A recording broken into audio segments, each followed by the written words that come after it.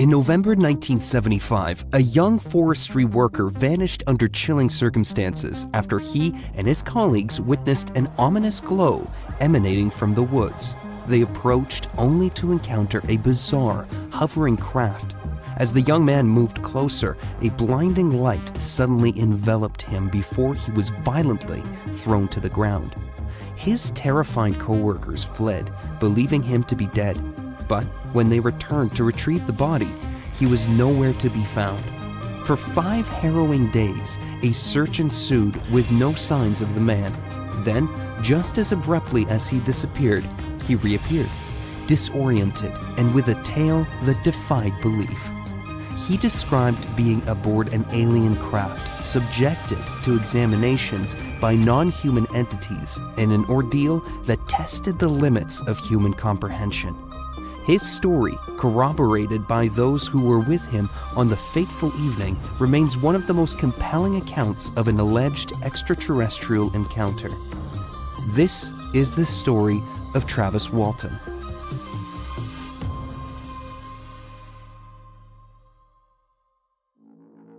This is the Dark History Project. Before we continue, please take a moment to subscribe and hit that like button. Thank you. On the evening of November 5th, 1975, in the dense pine forests of northeastern Arizona, a logging crew was finishing their day's work in the Apache Sitgreaves National Forests. Travis Walton, a young and energetic team member, was with 6 other loggers heading home in a truck driven by Mike Rogers, the crew's leader and Walton's best friend. The workday had been uneventful, but later that night, their journey home was about to become anything but ordinary. As they navigated the rough forest roads, the men noticed a glimmering light filtering through the tree line. Curiosity turned to astonishment when the source revealed itself as a brilliantly lit, saucer-shaped object hovering silently just above the ground. It was massive, approximately 20 feet in diameter, glowing with a pulsating light that illuminated the surrounding forest in an eerie glow. Travis, driven by a mix of awe and recklessness, insisted on leaving the truck to get a closer look, despite the protests of his companions. He advanced toward the object, seemingly transfixed by its otherworldly presence. As he moved closer, the air around the craft vibrated with a strange electrical charge that made the crew's skin crawl from inside the truck. The men watched, paralyzed in fear, as Travis stood beneath the hovering disc.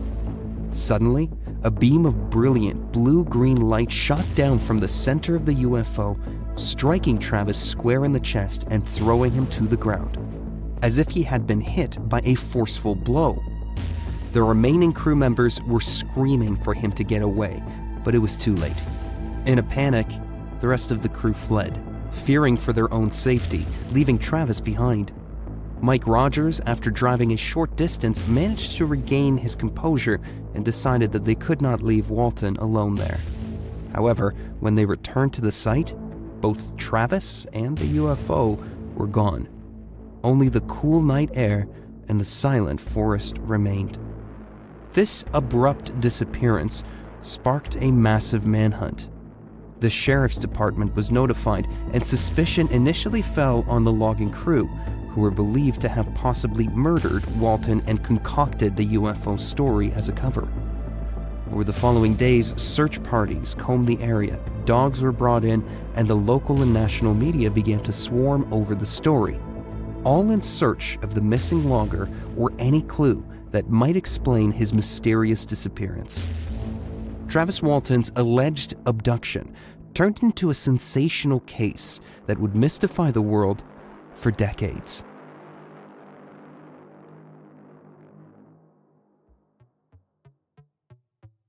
In the tense hours and days following Travis Walton's disappearance on November 5th, 1975, the small community of Snowflake, Arizona, and its surrounding forest became the center of a bewildering investigation. The crew, still in shock, found themselves thrust under intense scrutiny, both by law enforcement and the public eye. The aftermath of the event unfolded with rapidly escalating tension, intertwining fear, suspicion, and a media circus. Immediately after reporting Travis's disappearance, the crew faced skepticism. The local sheriff, suspecting foul play, subjected Mike Rogers and the rest of the crew to a rigorous interrogation. The idea that Travis had been hit by a beam from a UFO and vanished seemed far-fetched to authorities accustomed to more mundane explanations, like murder or accidental death. The crew members were subjected to polygraph tests conducted by 𝐦𝐨𝐬𝐵𝐞, a state and federal polygraph examiner. Remarkably, the tests indicated that all but one crew member were truthful in their accounts of seeing a UFO, and Travis being struck by a beam of light. The inconclusive tests, plagued by nerves, did not discount the overall veracity of the group's story. With the veracity of the crew's account bolstered by the successful polygraph tests, the search for Travis intensified. Law enforcement, along with a growing number of volunteers, some curious, some genuinely concerned, combed the area where Travis was last seen. This search included both ground teams and helicopters, scouring the rugged terrain of the Apache Sitgreaves National Forests. Despite the extensive search effort, no trace of Travis ever was found, which only deepened the mystery and fueled rampant speculation, both locally and nationwide. It didn't take long for the media to quickly seize the story, with local reporters spiraling into national news coverage. The apparent disappearance of Travis Walton became a sensational headline, attracting UFO enthusiasts, skeptics, and gawkers alike to the small town. This media attention put additional pressure on both the local authorities and the logging crew, who found themselves under a relentless public gaze. During Travis's absence, public opinion was polarized. Some community members supported the loggers, believing their account and fearing for Travis's safety. It about more terrestrial explanations, including the possibility that the disappearance was a stunt or a cover-up for an accident or crime. This atmosphere of doubt and conjecture only thickened the air of mystery surrounding the case. 5 days later, the unexpected happened. Travis Walton reappeared, phoning his family from a payphone near Eber, Arizona, miles from where he had vanished.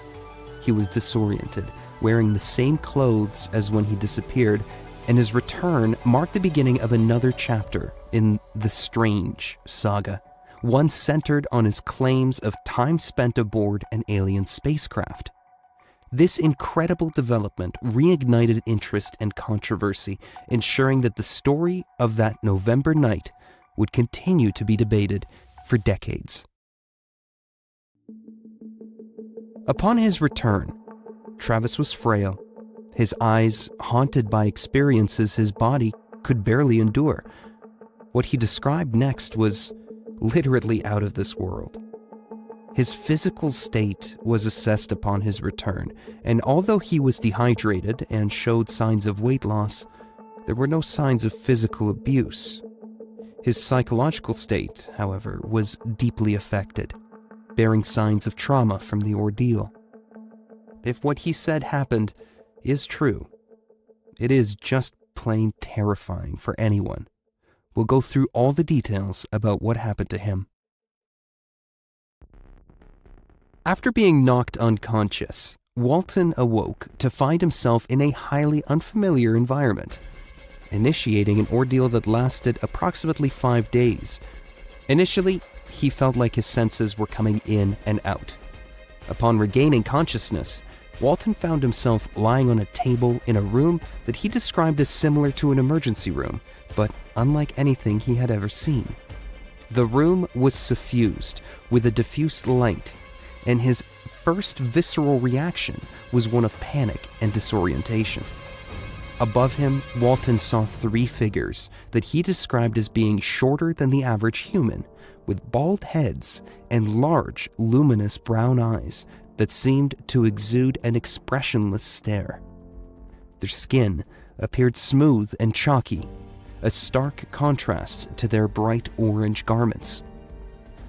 Now, you might think of this description as the typical gray aliens you see in movies and TV shows, but keep in mind that this was in 1975.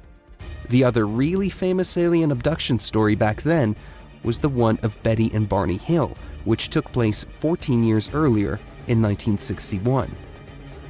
Feeling threatened, Walton managed to get up from the table, grabbed some sort of tool, and was swinging at them, trying to get them to step back, though his movements were hampered by weakness and a throbbing pain in his head and chest.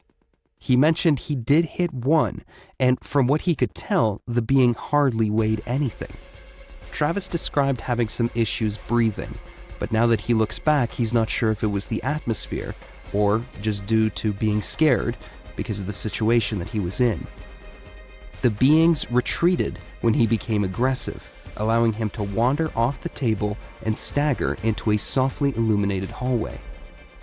As he was exploring the place, the appearance of a human-like figure wearing a tight-fitting blue outfit suddenly appeared before him. Unlike the first beings, this figure had proportional facial features and a reassuring presence. He initially thought this being was a human being. This new being did not communicate verbally, but guided Walton into another room. Here he encountered more human-like figures who appeared calm and deliberate in their actions. One of these figures placed a clear mask-like device over Walton's face without explanation. He struggled against the application of the mask but quickly lost consciousness after it was fitted onto him. His next memory was of waking up feeling disoriented on the cold pavement along a highway. Travis Walton's account of his alleged abduction concludes with his mysterious reappearance near Eber, Arizona. This narrative, filled with elements of advanced technology and otherworldly beings, presents a questionable UFO abduction tale that has sparked debate, criticism, and fascination.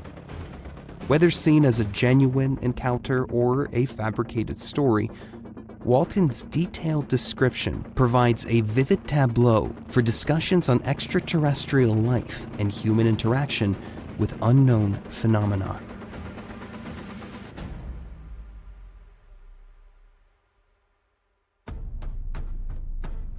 As some of you may already know, the story of Travis Walton was taken to the big screen in a movie called Fire in the Sky. As expected, Hollywood changed some things without reason.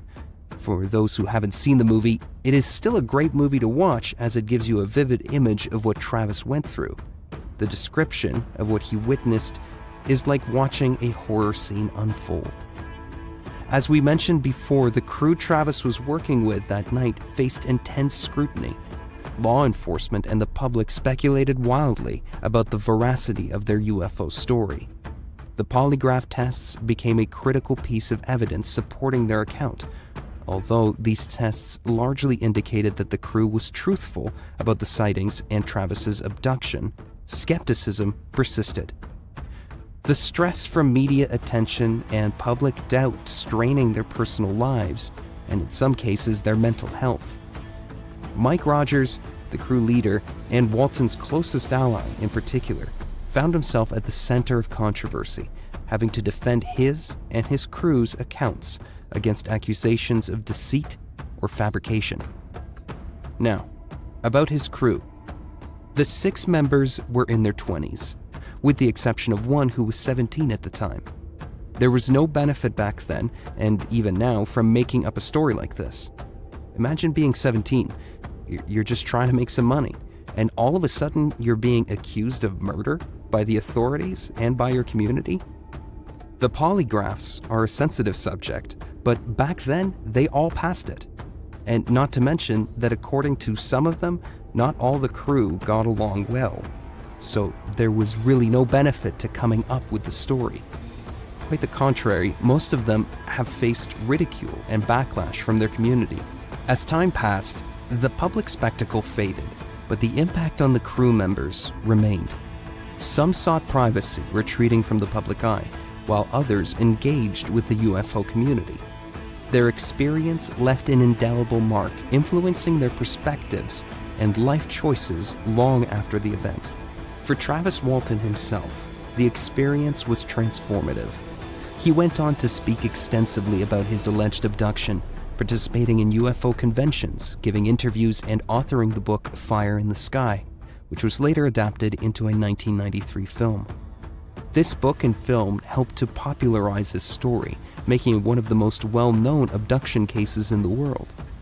Walton's legacy in UFO culture is significant.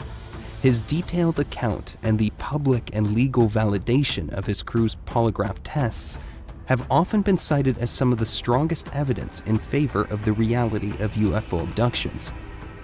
Whether believers in extraterrestrial visitation see him as a key witness to an extraordinary truth, or skeptics view his story as a complex psychological phenomenon, Walton's narrative has fueled ongoing debate and interest in the broader context of human encounters with the unknown.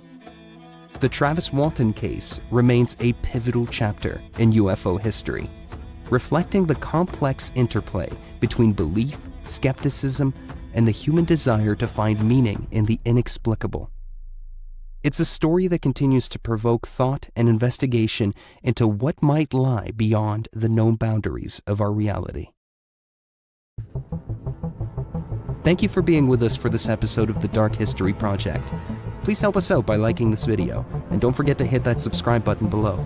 We're available on YouTube, Spotify, Apple Podcasts, and everywhere else you listen to podcasts.